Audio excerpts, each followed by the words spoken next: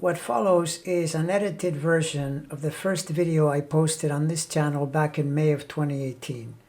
Full disclosure, I have no connection whatsoever to Michael Cohen, other than knowing about him since 2016, and that more recently I have heard quite a few of his podcasts, and I do think he is currently a good source of information. In regard to the video, more than a victory lap, it's intended as a demonstration that astrological cycles do give you a sense of what is coming up, especially if you have a decent idea about the context of the situation. Back then, I knew that Trump's chart was signaling betrayal from his underlings due to heavy turbulence transiting through the 6th house. In May of 2018, Cohen hadn't yet said a negative peep about Trump, and given his full-throated support back in the campaign days of 2015 and 2016, it might have seemed a bit of a reach to prognosticate that he was going to hurt him, as I put it. But sure enough, by the spring of 19, he was in Congress speaking forcefully against his former boss, and he wasn't pulling any punches. And then, as we got into late 2020, Cohen started a podcast called Mea Culpa, in which he regularly, repeatedly, and often profanely rips into Trump in no uncertain terms, and I have to admit he does it in a very entertaining way.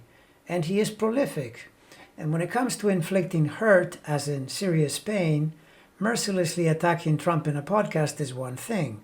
But I keep hearing that he has been visiting the prosecutor's offices in New York multiple times in the last while, which savvy lawyers keep saying is very bad news for Trump.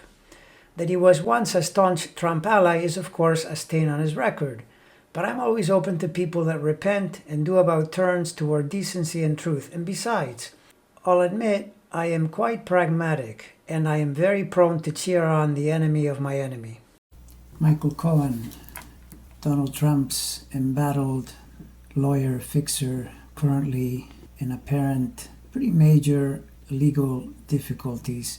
This is shown for noon as the halfway point. The time is unknown. However, my guess is that he is almost certain to have the moon in Capricorn, and you notice that by the possible range, the moon would have entered at 7:37 a.m. So sometime after that is likely to be his birth.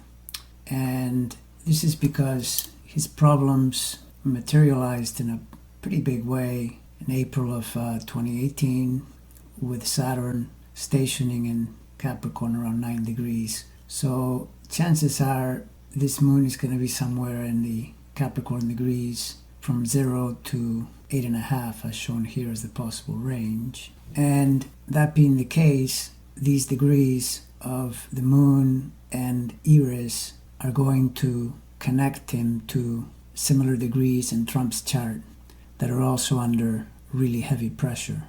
Now the thing is, if you look at Cohen's, even without a time, you see that in his progressions, progressed Mars is right next to his Sun. That is a great description of the turbulence he currently finds himself in. And in his directions, solar arc directions, you see solar arc Eris exactly square his natal Sun. That's another powerful indicator of what is happening to him. Now, my sense is that this guy is going to hurt Trump, and I'm going to say that it's likely to happen in 2019, 2020, and 2021. Cohen's Pluto-Uranus conjunction is lined up in a square to Trump's Sun-Uranus and Trump's Moon, the famous full moon opposition alignment that Trump has. Pluto-Uranus, in a situation like this, astrology always works in context. In a situation like this, Pluto-Uranus are extremely dangerous.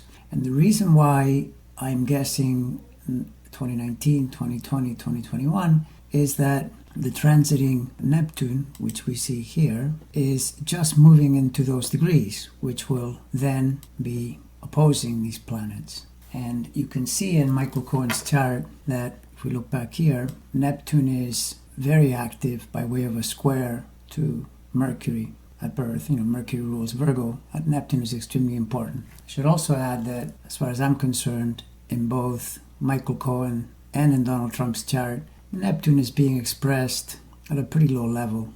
Essentially people that are highly deceptive and, in a word, big fat liars.